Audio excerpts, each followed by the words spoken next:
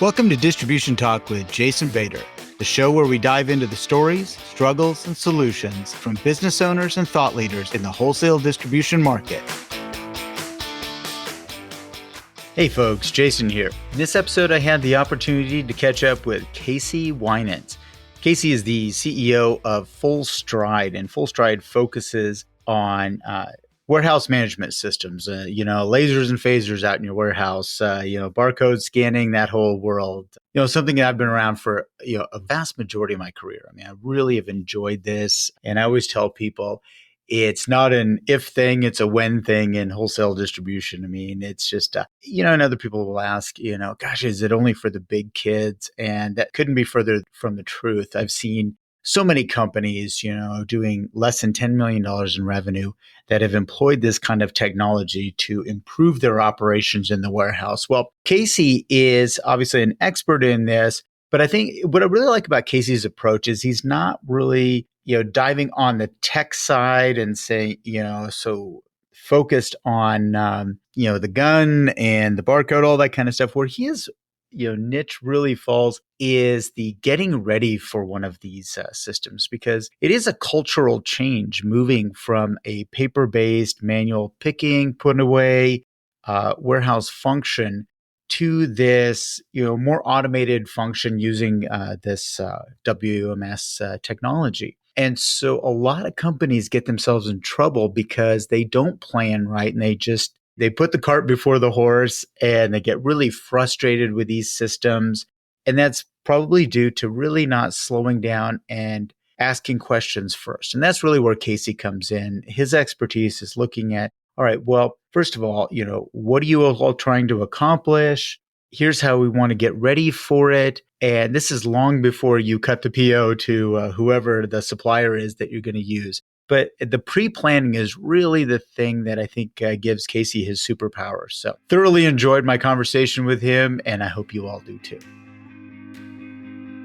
This episode of Distribution Talk is sponsored by InSQL Distribution Software. InSQL is a fully functional distribution-based software package, and these folks do it very well at a price point many smaller distributors can afford. Another thing I like about this company is they do it all in-house. They take on these applications and build them into the platform using state-of-the-art Microsoft technology. No third-party bolt-ons for them. This is important because when you need technical assistance, they are the single point of contact. If you're ready to step up to a fully loaded, scalable distribution package at an affordable price, look no further than InSQL Distribution Software at www.insql.com. That's INXSQL.com. All right. Hey, Casey, welcome to Distribution Talk. So glad you were able to make it. Thank you for having me. Well, you're kind of involved with, one of my favorite subjects here, and I've been around this a lot of my career. So take it away. Tell me a little bit about how you got involved with the warehouse management system world, and what got you interested in this stuff in the beginning. So I came out of high school. I thought I was going to be an electrical engineer. Okay. We did some class in high school where we were picking professions, and it intrigued me a bit, right? There was the curiosity piece that captivated me. But pretty early on in college, I changed majors to computer engineering. The whole concept of computers and software was foreign to me. I grew up blue collar family. This is the late 90s. So literally, I got my first computer for college. Cell phone. I got my first cell phone in college. It's fascinating, isn't it? You look back and you're like, oh, these things, they appear on your desk now. It's part of a way of life. But back then, not at all. I was in college in the late 80s, and Mac was kind of coming out. And I've been programming since, the Apple IIe when I was in 8th grade. Okay. So Yeah. It's a long time ago. Math class. We did some very, very basic programming. Sure. I didn't necessarily know what I was doing at that point, connecting the dots, but later on. Yeah. So I loved the idea of building logic. What I didn't like about that was the pace. It took a very long time to get anything you could see. And then I remember going through examples of logic flows we build, and then the professor would break the news that what you're building right here happens, there's like millions of these in a typical processor. And I'm like, well, wow, am I ever going to get done or see something? And right about that time, my advisor said, well, there's this concept of computer science. So I went towards that Okay. with like a management information systems component of it, because that was the Sure. major at the college I was going to, but there was a lot of overlap. So that got me into software, and then my eyes Yeah. were wide open. I could create Oh, something very quickly, and my creativity had an outlet in a new way that I never experienced before. that's a great point. Yeah. I Yeah. mean, it can get very frustrating, lines and lines and lines of code for nothing. I mean, it has to be there, but Right. yeah, no, that makes Yeah, sense. it's just painstaking Yeah. on the hardware Yeah. side. I fully appreciate the folks that do that. Sure. There's software out there to automate a lot of that, but in college, you're doing the basics and you're learning the Right. fundamentals. It just takes too long for me to see some fruits. And the computer side, the software engineering side, computer science, whatever you have it, software engineering wasn't necessarily a term while I was in school. That came a little later. Mm-hmm. But the way I was defined it was I was interacting with a lot of different programming languages, a lot of different components going into a solution. So there's the engineering aspect of it, of connecting all Sure. the dots. So I got my first internship at GE, Okay. transportation systems. They built locomotives. I was in the e-business side of it, which that used to be like anything that was web related early on. And I built lots of systems that helped with fleet management, fleet maintenance of these Mm-hmm. locomotives, of the maintenance regiments. And then I moved on from there to work for a small company that built their own warehouse management system internally, and along with like parcel manifesting. And I'm building these systems in house. So they have Yeah. one customer effectively, but there's a lot of surface area to them. And all the while, I had no idea I was in supply chain. That Yeah. concept, that term didn't exist to me. I was No. a software engineer of some sorts, Mm-hmm. doing that, building systems. And it wasn't until probably about almost 6 years into my career when I moved to North Carolina to work for a company called Red Prairie. Mm-hmm. That's now Blue Yonder. So big, supply chain company software. Mm-hmm. And that's when I discovered this concept of supply chain. And I Mm-hmm. realized, I'm like, well, I've been in it throughout my career already.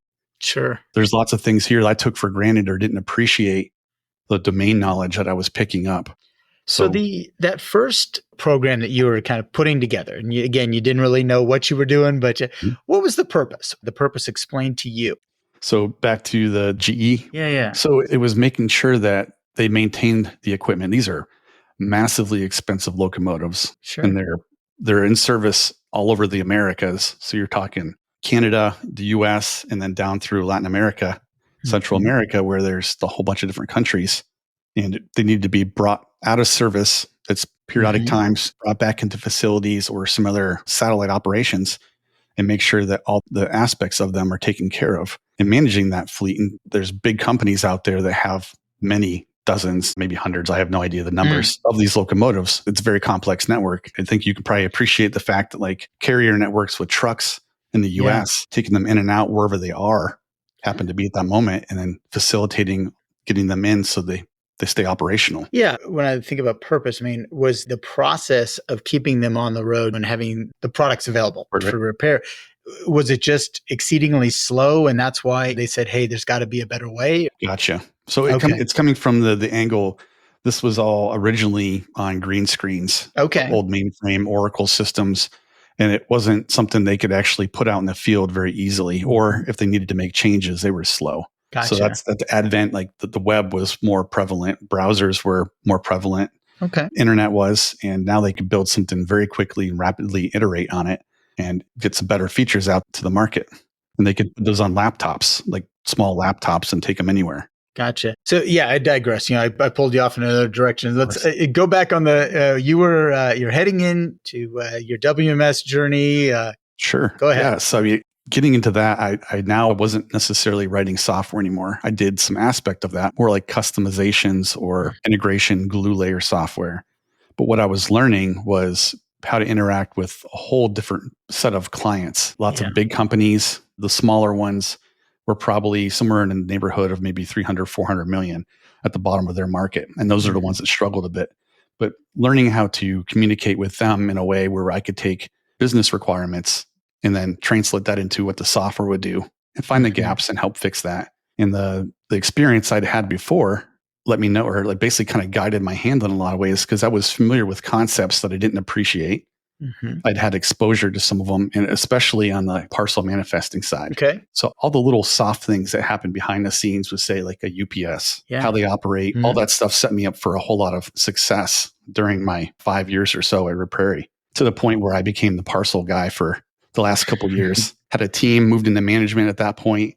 That facilitated a whole bunch more stuff in my career afterwards. But during that time, I got to see how people used the software in very, very big facilities. A lot of times on the order of magnitude of like, say, a million square feet. I've had bigger. You got down to the smaller ones that might have been like 250,000 square feet. A lot of just diverse experience. Sure. It's funny, Casey, I was just kind of laughing about, you're the parcel guy. Isn't it funny how we get kind of pigeonholed into these certain things throughout our career? For a long time, I was the inventory guy. And now I do some branch management work. So I'm the branch manager guy. Huh. And it's just kind of funny how you do get these labels. That was the catalyst for me effectively moving on, was like, once I got so good in a certain area, it was hard to get out of it. And it was like, oh, I'm not growing here necessarily, or the next evolution would be something that I didn't want to do, which was much more administrative at that point. And I'm like, well, there's things I want to learn, I want to grow. And so I followed an old mentor to a Canadian 3PL. And that gave me the ability to kind of see it from outside the vendor's perspective and capitalize on what I learned. Could you explain the 3PL concept? How does that differ from wholesale distribution? Sure. So third-party logistics. And it breaks down into, I guess, two different ways. But you have outsourced labor for the warehouse, or you have outsourced infrastructure where someone else takes care of your inventory. Most of the time we see it where it's inventory is outsourced to another facility and they provide the labor. Very, very common model across the space, a whole bunch of industries that way. And you get into really big vendors, providers in that sense, like a DHL. They're like the biggest one in the US. So operate, I don't know how many millions of square feet of facilities and, across every state and throughout the world. Effectively, if it's not your bread and butter in terms of managing inventory and all that, you can go out there and you can bid on these 3PL providers and they can take care of the fulfillment aspect of it. They bring the inventory in, manage it while it's there, and fulfill your customer orders. And you don't necessarily have to do the physical aspect of all that. Yeah, basically fulfill that side of the transaction. Yeah, for a long time, I believed that manufacturers were really the only clients of these 3PLs, and it was basically for geographic distribution. And then I started to realize that some of my distribution clients decided that they were going to use them as well. So yeah, it's a very moldable model. I mean, it's in a lot of different aspects. For sure. Yeah. And I think sometimes we think about, they have to be really big, like the ones you've described. But I mean, I know little operations, a friend of mine, he converted his warehouse into a small 3PL and, it worked out famously for him, frankly, got him through a recession. I mean, I've worked with some recently that are very much on the small side. And especially with the e-commerce picking up, you have a lot of small ones that are very niche, working in certain pieces, maybe geographical, maybe it's a certain type of expertise in that product line. Sure. You see a lot of that. So it's a pretty fragmented industry. You have the big boys, but then you have a whole ton of them that are out there that are very niche and specialized. Yeah. And I think the pricing model is really fascinating. It's, I move this from from this bin location to another one, I'm going to charge you. I mean, it's really an interesting pricing model. But anyway, jumping back in. Okay. So you got into working in the 3PL and the WMS world. This is really where you kind of really got involved with that and cutting your teeth there. What did you learn about, these systems? Well, just before that, I would like to say that 3PL world, in a lot of ways, allowed me to share my expertise in a way where I wasn't necessarily towing the party line for the vendor. Yeah. There's design decisions, there's design flaws.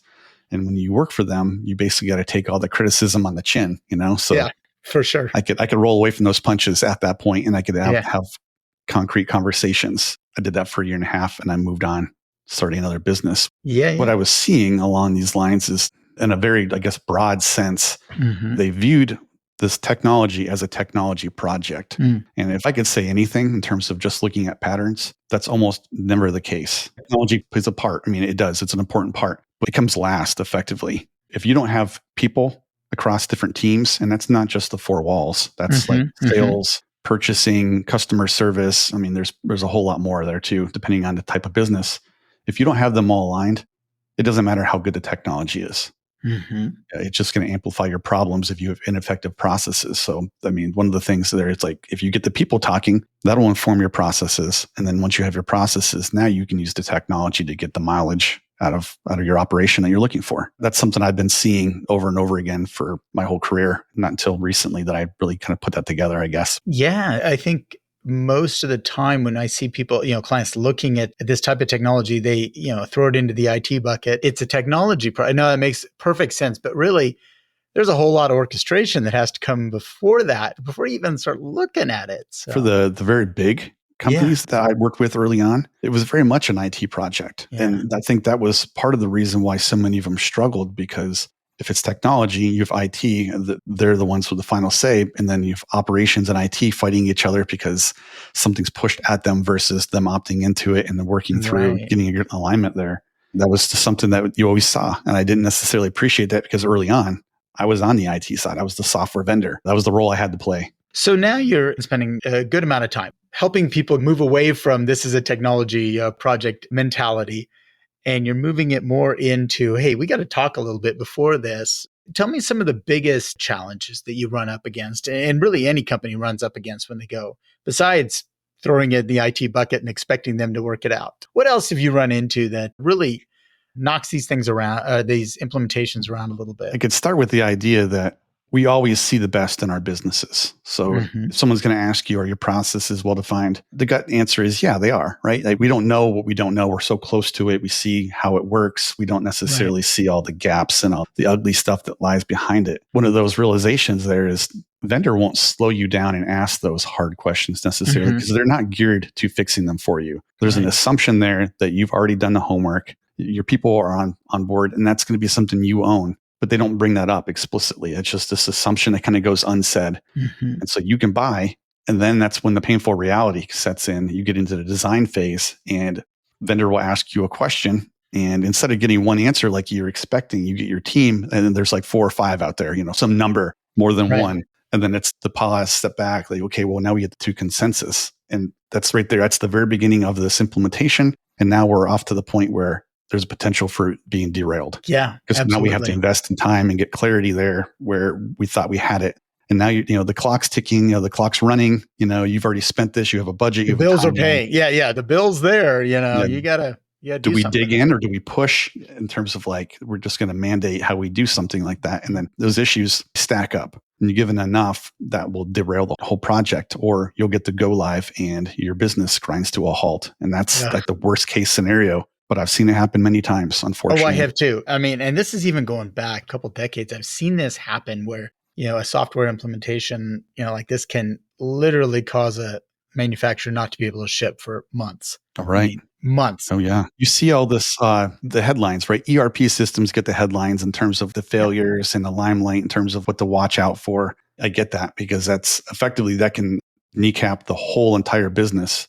But if you're a distributor or somebody else who your bread and butter is moving inventory, right then and there, it's almost like the same kind of problem, but it doesn't necessarily get the mind share out there in the media and wherever else in terms of like, watch these things, prevent, do these things first. So one of the things, Casey, that I ran into, and again, I got involved with this stuff with WMS, mid 90s, so 95. We're bleeding edge people, just, really have barcode gun will travel. It was, it was tough, man. It was pretty bad, and there's a whole lot of blame to go around on why that was difficult. But maybe could you talk about the fear of technology? Some of the people who have been doing things, a certain way for a very long time, and then all of a sudden this gets thrust upon them. And I see this a lot, the disconnect between leadership and the front line.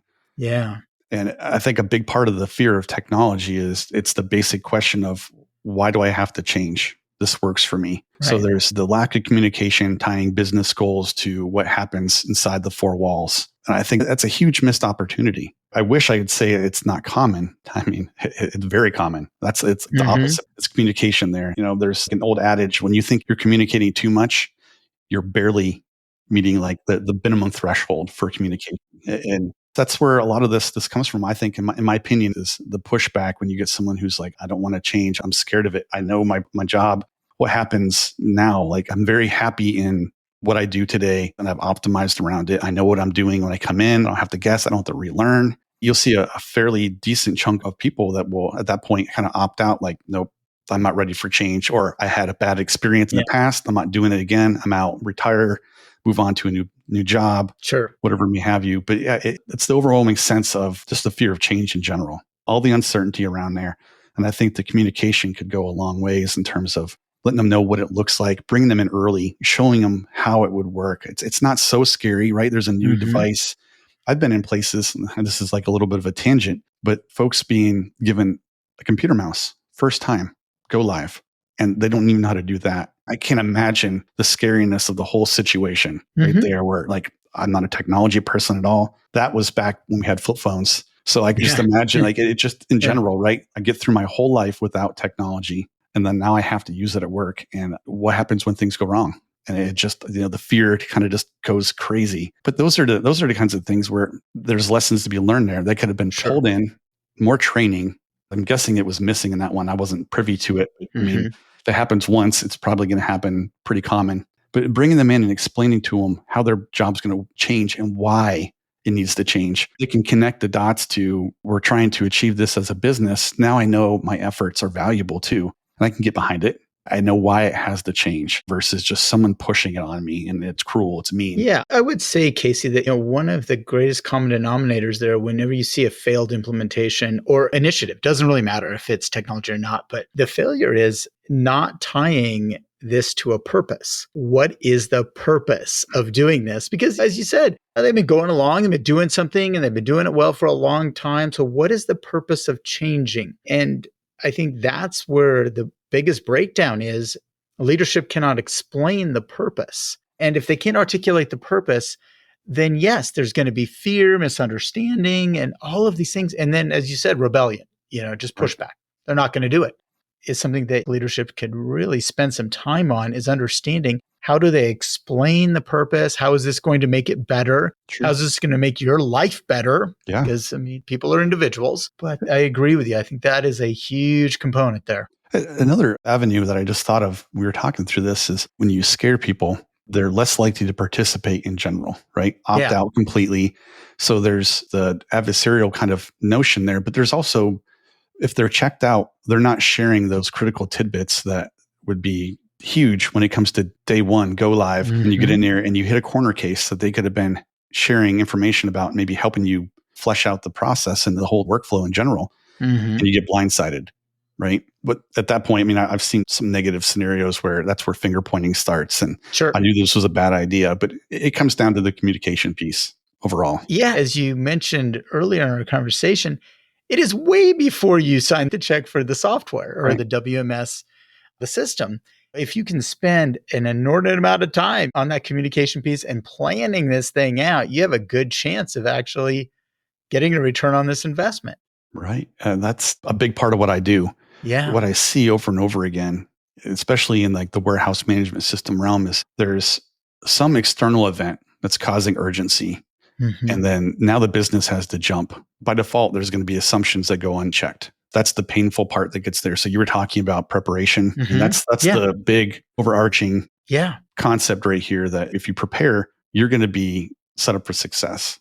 And when you don't, there's all kinds of things that can go sideways. I think there's stats out there that roughly like 85% struggle. And that could be a component of just missing budget, timeline, some certain features, all the way to outright failure, where we just cut our losses and pause, put the software on the shelf and wait for the contract to expire. And those things happen every day. Sure. Yeah. What is that? If you fail to prepare, you're preparing to fail or something like that. Yeah, more or less. That's the scary part there. And everyone sees in hindsight, but hindsight's a brutal teacher. Trust me. I learned my best lessons from getting kicked in the teeth and go, I probably should have done that a little differently. So if you could just share a little bit, about, kind of when you work with a client, that ready, set, go. Obviously there's a lot of preparation. Could you talk a little bit about that ready, set, go and getting somebody ready for this? Right. Everything we do in particular, we call it clarity first. It's an on-site assessment. It doesn't have to be long, but it has to be methodically thought through. We do things from shipping all the way forward to receiving, because we're looking for what are the critical must-haves, and then layering that on each step forward till we get to the point where we have like a pretty good understanding of the operation. And what we discover there effectively is, what do you really need to have in a system? Where are there bottlenecks, opportunities? we work on all those pieces there, and that will inform what you need to do next. And that definitely is not talking to the vendor, not yet.